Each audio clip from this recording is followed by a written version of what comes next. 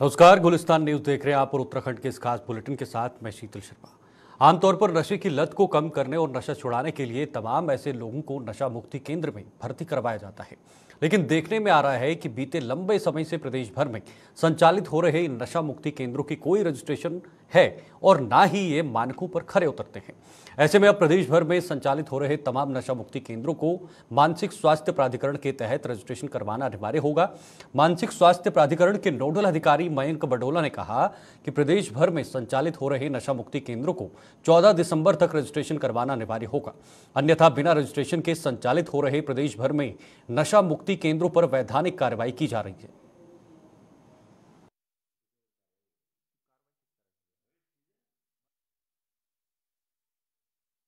मानसिक स्वास्थ्य प्राधिकरण लगातार कार्यरत है कि उत्तराखंड की जनता को अच्छे मानसिक स्वास्थ्य केंद्र मिलें और उसमें एक स्टैंडर्ड वे में सुविधाएं मिलें। और मेरी अपेक्षा है प्रत्येक व्यक्ति से कि जिनके यहाँ भी मानसिक रूप से विक्षिप्त कोई व्यक्ति हो, नशे से ग्रसित कोई व्यक्ति हो, तो ऐसे लोग उन्हीं सेंटर्स में जाएं जो कि हमारे सरकार द्वारा मान्यता प्राप्त हो। वर्तमान में मान्यता देने का प्रयास किया जा रहा है। हमने 14 दिसंबर जो है लास्ट डेट डिक्लेयर करी है, जिस दिन तक समस्त मानसिक स्वास्थ्य केंद्र, चाहे वो प्राइवेट सेक्टर में हो, गवर्नमेंट सेक्टर में हो, समस्त नशा मुक्ति केंद्र, रिहैबिलिटेशन सेंटर, क्वार्टर वे होम, हाफ वे होम, ये अलग अलग तरह के सेंटर्स हैं जहाँ पे व्यक्ति को रखा जाता है, संरक्षण में रखा जाता है। ऐसे कोई भी सेंटर जिसमें आदमी को संरक्षित उसके फैमिली से अलग रखा जाता है, वो सारे सेंटर्स को रजिस्टर होना है। और आपके माध्यम से मैं सभी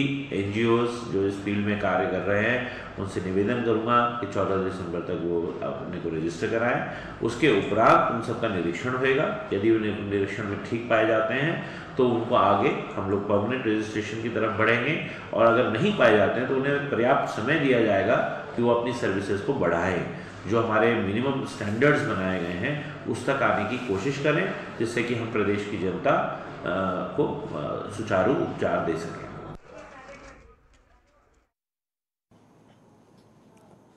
आगे बढ़ते हैं। पिछले कुछ दिनों से सोशल मीडिया में स्कूल के छात्रों को शिक्षक द्वारा पीटने का वीडियो तेजी से वायरल हो रहा है, जिसे हरिद्वार स्थित किसी गुरुकुल का बताया कर वायरल किया जा रहा है।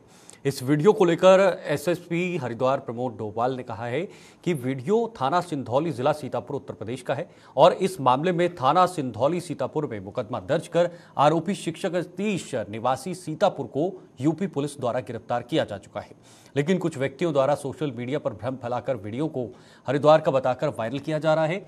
एसएसपी हरिद्वार ने सख्त चेतावनी देते हुए कहा कि ऐसे फेक वीडियो वायरल करने वालों के विरुद्ध कड़ी कार्रवाई की जाएगी। उन्होंने लोगों से सत्यता जाने बिना सोशल मीडिया पर कोई भी वीडियो शेयर न करने का आह्वान किया है।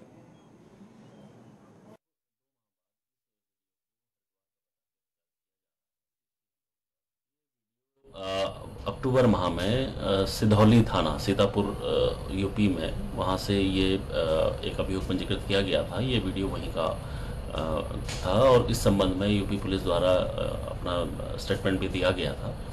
अब 2 माह बाद इस वीडियो को हरिद्वार का बता के प्रचारित किया जा रहा है, जिसकी हम लोग खंडन करते हैं। ये इस प्रकार का कोई भी वीडियो हरिद्वार का नहीं है।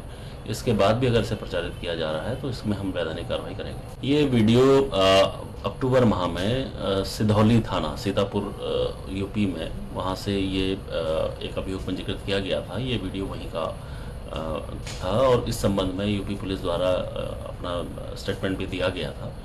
अब 2 माह बाद इस वीडियो को हरिद्वार का बता के प्रचारित किया जा रहा है, जिसकी हम लोग खंडन करते हैं।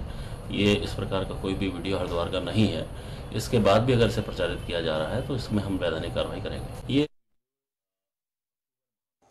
आगे बढ़ते हैं। उत्तरकाशी की सुरंग में फंसे 41 जिंदगियों को जल्द बाहर निकालने के लिए हर प्रयास किया जा रहा है। तकनीकी के साथ साथ आस्था का भी सहारा लिया जा रहा है। यहां लोगों का अपने ईष्ट पर पूरा भरोसा है। वहीं सुरंग के मुहाने पर बाबा भौकनाथ के अस्थायी मंदिर के पीछे पानी का रिसाव हुआ है। पानी के रिसाव से बनी आकृति को भगवान शंकर की आकृति बताया जा रहा है। स्थानीय लोगों का दावा है कि उन्हें भगवान शिव की आकृति बनी दिखाई दी है। लोगों के अनुसार अब भोलेनाथ का आशीर्वाद मिल गया है और सुरंग में फंसे सभी लोग सुरक्षित बाहर निकल आएंगे।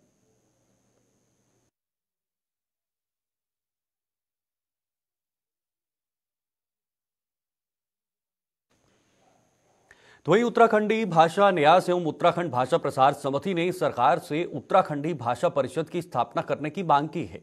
इस संबंध में उत्तराखंडी भाषा न्यास एवं उत्तराखंड भाषा प्रसार समिति द्वारा देहरादून में एक पत्रकार वार्ता का आयोजन किया गया है, जिसमें इन दोनों संस्थाओं के पदाधिकारियों ने सरकार से उत्तराखंडी भाषा परिषद की स्थापना कर उत्तराखंडी भाषा का संरक्षण करने की मांग की है। उन्होंने कहा कि जिस तरह से केंद्र सरकार ने हिंदी भाषा के संरक्षण के लिए कार्य किया है, उसी तर्ज पर उत्तराखंडी भाषा के संरक्षण और विकास के लिए कार्य किया जाए।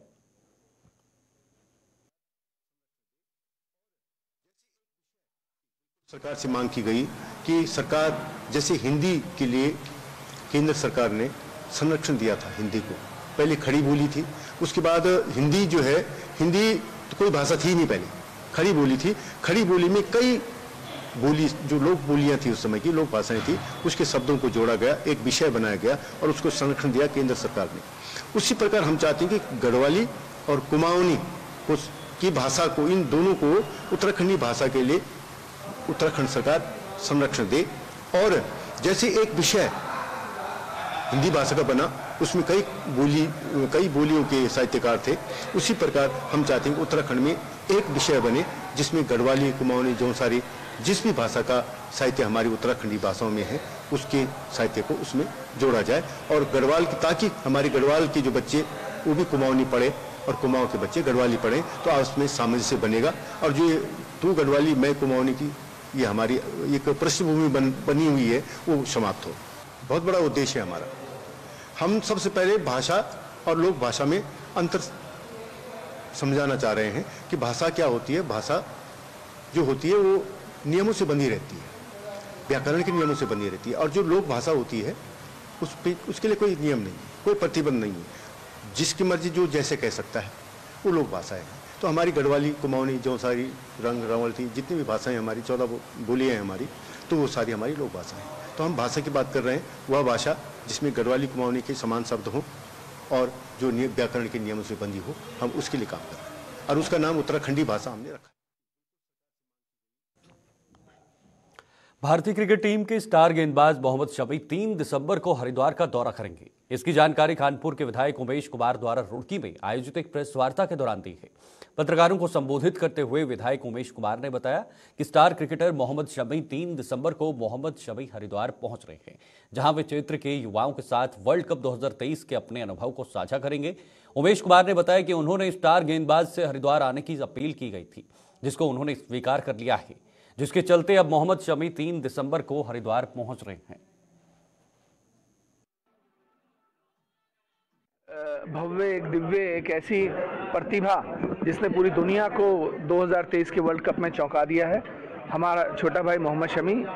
मैंने उनसे आग्रह किया था कि आप हरिद्वार जनपद आएँ, उत्तराखंड आएँ, हमारे युवाओं के साथ अपने वर्ल्ड कप के अनुभव और अपने जीवन के अनुभव साझा करें। उन्होंने मेरा निमंत्रण स्वीकार किया और वो अभी 3 दिसंबर को ऋषिकुल मैदान हरिद्वार आ रहे हैं। 11 बजे का कार्यक्रम है, तो मैं सभी से आग्रह करूंगा कि समय पर आकर मोहम्मद शमी के साथ उनके जीवन के जो अनुभव हैं उनको साझा करें।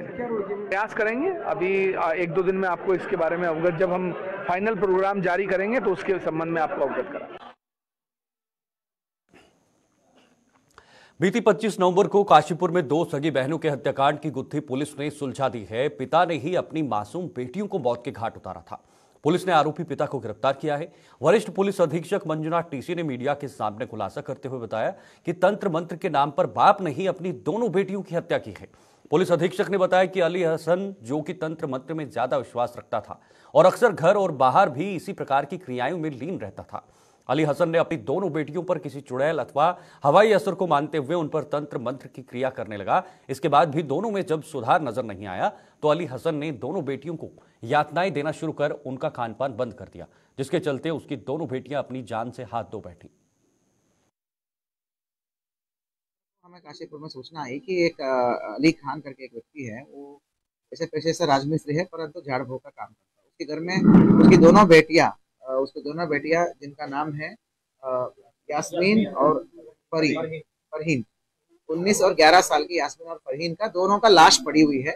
और वो सारे उसके यास्मीन और फरहीन की सभी भाइयां और बहनें वहीं पड़े हुए हैं। तो मतलब ऐसा सूचना आई आसपास के लोगों से। तत्काल थाना अध्यक्ष के अलावा सीओ, एसपी सभी लोग गए थे। हम लोग वहां पे मौके पे चले गए तो कुछ बड़ा हैरतन चीजें सामने आई।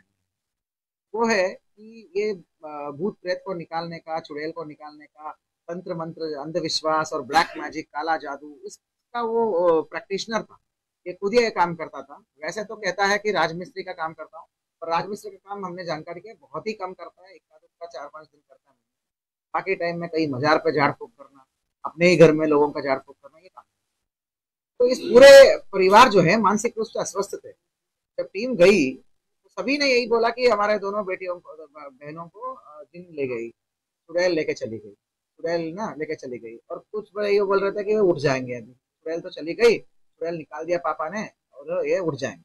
तो इतनी अंधविश्वास है, किसी ने पढ़ाई नहीं करी, नॉट ए सिंगल पर्सन उसने पढ़ाई नहीं करा। इन्होंने ये विश्वास पे थे कि ये दोनों बहनों को चुड़ैल आता है। ये तो टीनेजर्स थे, कभी कोई अपसेट होते होंगे या मानसिक रूप से कोई बीमारी होता होगा या वैसे भी होता होगा।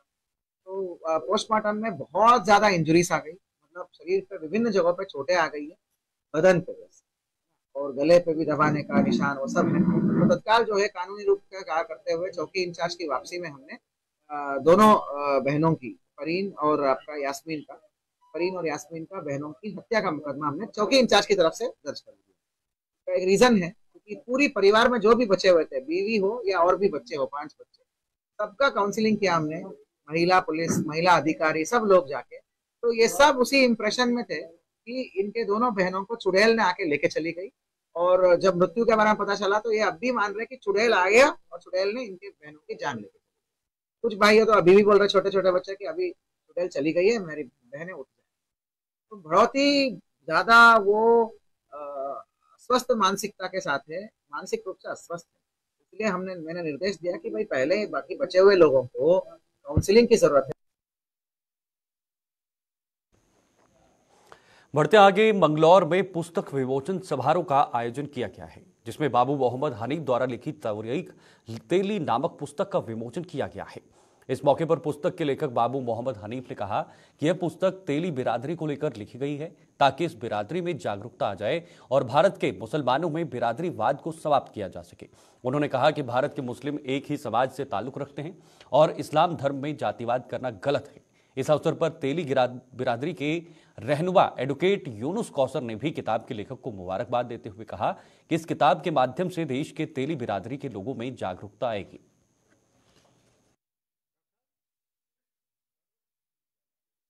कि हिंदुस्तान में तेली बिरादरी की हिस्ट्री और मुसलमानों में जातिवाद, जबकि इस्लाम में जातिवाद नहीं है। इसी के बारे में मैंने लिखा। एक बान सेब की मीटिंग में मैं गया तो मुझे एक किताब मिली जिसका नाम था मुसलमानों में ब्राह्मणवाद, इस्लाम में ब्राह्मणवाद।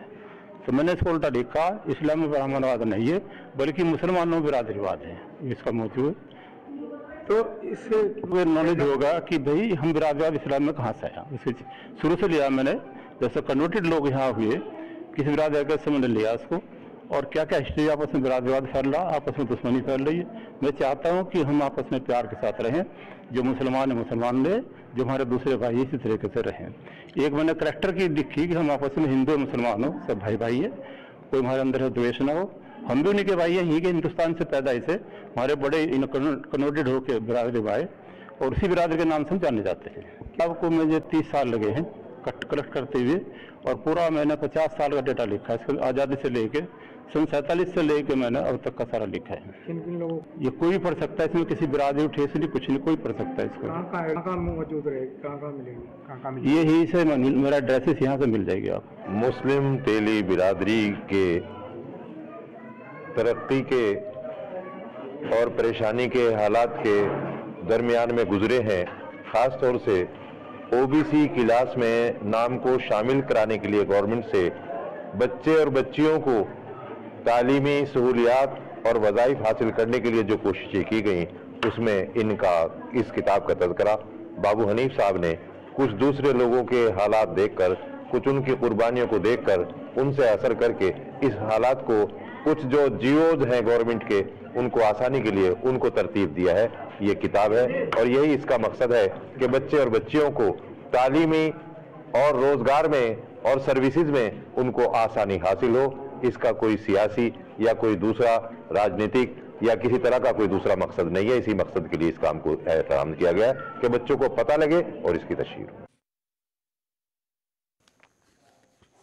कार्तिक पूर्णिमा के मौके पर आज नगर निगम सभागार में वैद्य टेक बल्लभ के द्वारा निःशुल्क औषधि वितरित की गई है। इस मौके पर मुख्य अतिथि के तौर पर महामंडलेश्वर स्वामी योगी यतीन्द्रानंद गिरी भी मौजूद रहे।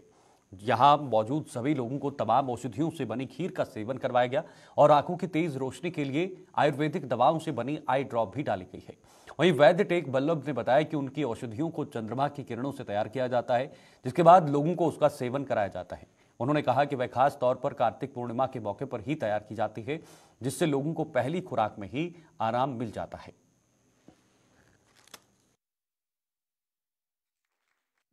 औषधि खीर और दिव्य जड़ी बूटियों से तैयार की जाती है और शरद पूर्णिमा, कार्तिक पूर्णिमा और मार्गशीर्ष की पूर्णिमा पर बना करके रात को पूर्णिमा की रात्रि में चंद्रमा की किरणों में रखी जाती है। सुबह खाली पेट सेवन कराई जाती है। वो आज कार्तिक पूर्णिमा का यानी आज इस वर्ष का दूसरा शिविर था जो आज संपन्न हुआ है। आज मुख्य अतिथि बहुत ही अच्छी उत्तम विशुद्ध विभूति महामंडलेश्वर स्वामी यतीन्द्रानंद गिरी जी महाराज थे, जिनका आज उद्बोधन प्राप्त हुआ। उन्होंने बहुत अच्छा एक किस्से और अपना आशीर्वाद दिया हमको। बहुत बढ़िया कार्यक्रम में जितने लोग आते हैं उन सब लोगों ने अपनी राय दी है, अनुभव शेयर किया है कि उनको लाभ होता है। और ऐसे लोग हैं जो कई साल से आते हैं बराबर, कहते हैं कि हाँ फायदा हो रहा है, ये हम जरूर करें। तो आज जैसा हमने पूछा सभी लोगों से कि क्या अगला कार्यक्रम भी करना चाहिए या नहीं करें, तो सब ने हाथ उठाकर नहीं वो जरूर करना चाहिए, हमें बहुत लाभ होता है। तो कुछ लोगों ने अपने अनुभव शेयर किए हैं और सब लोगों ने बताया है कि ये बहुत अच्छा लाभकारी है। और हमारा तो इसमें उद्देश्य सिर्फ दिखाने का ये है कि ये एक खुराक से लाभ होता है। तो सारी दुनिया आम नागरिक गलत कहते हैं कि आयुर्वेदिक चिकित्सा देर से लाभ करती है। एक खुराक हम खिलाते हैं, ऐसी और भी बहुत सी दवाइयां हैं जो हम सिंगल खुराक का रिजल्ट दिखाते हैं। अभी आज हमने एक और प्रयोग किया है कि आंखों में दवाई, सभी लोग जितने आए थे सबकी आंखों में एक खुराक दवाई डाली और उन सबसे पूछा कि आपको क्या लाभ हुआ इससे। तो एक खुराक डालने से उनको इतना लाभ हुआ कि सब लोग कहने लगे कि आज ले ये दो तो और डालो। बहुत ही अच्छा लाभ हुआ। एकदम से आंखों से हल्की नजर आती है, आंखों में बड़ा आराम मिलता है, ठंडक मिलती है और कहीं से पानी आना होता हो, विजन क्लियर नहीं होता हो, धुंधला दिखाई देता हो, तिरमिरे आते हो। रुक करते हैं अगली खबर का। रुड़की सिविल लाइन कोतवाली के प्रभारी आर.के. सकलानी ने कुछ व्यापारियों के साथ मिलकर उन दुकानदारों को सम्मानित किया है जिन्होंने अपनी दुकानों के बाहर सीसीटीवी कैमरे लगाए हुए हैं। इस मौके पर कोतवाली प्रभारी आर.के. सकलानी ने कहा कि पुलिस ने उन दुकानदारों को सम्मानित करने का काम किया है जिन्होंने अपनी दुकानों के बाहर सीसीटीवी कैमरे लगा रखे हैं। उन्होंने कहा कि इन कैमरों के माध्यम से पुलिस को अपराध रोकने और अपराधियों को पकड़ने में काफी सहयोग मिलता है। वहीं प्रांतीय उद्योग व्यापार मंडल के अध्यक्ष धीर सिंह ने बताया कि हर दुकानदार को एक कैमरा जरूर लगाना चाहिए ताकि अपराधियों पर अंकुश लगाया जा सके।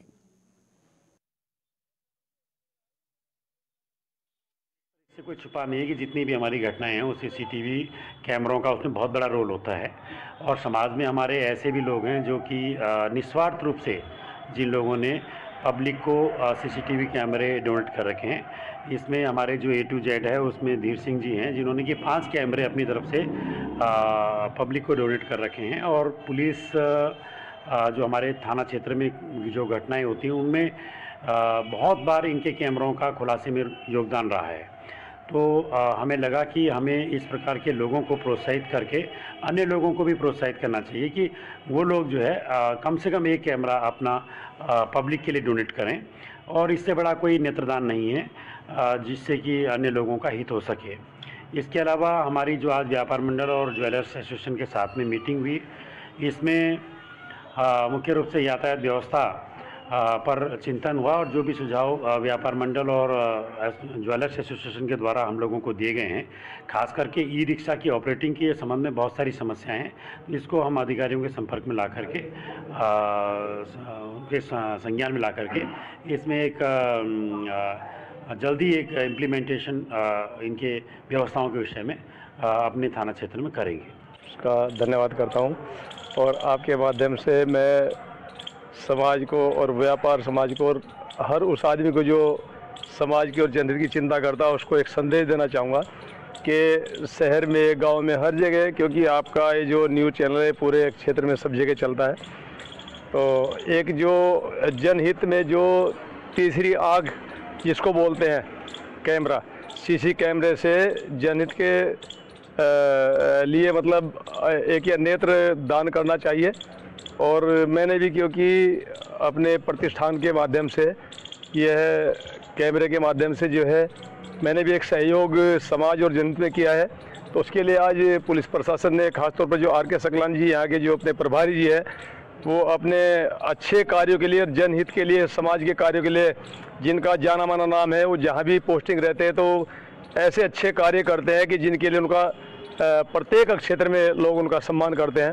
तो मैं उनका आभारी हूँ कि उन्होंने जो है मुझे भी सम्मान दिया और साथ में बाज़ार में घूमकर सभी लोगों को इसके लिए प्रेरणा भी दी और जागरूक भी किया। मैं उसका बहुत बहुत आभारी हूँ, धन्यवाद करता हूँ। और मैं आपके माध्यम से फिर एक बार कहना चाहता हूँ कि जो हमारे आसपास जो भी क्राइम हो रहे हैं, क्योंकि जो सड़कों पे जो लोग क्राइम करके जाते हैं कोई आसमान में उड़कर तो जाते नहीं हैं, तो अगर हम एक अपनी दुकान के बाहर या अपने दुकान के बाहर जो पोल लगे, अगर हम एक कैमरा अगर जनहित में अगर हम ये दान कर दें और इसके सहयोग से अगर कोई क्राइम पर अंकुश लगे तो इसके लिए बहुत बड़ा हमारा उपकार होगा। और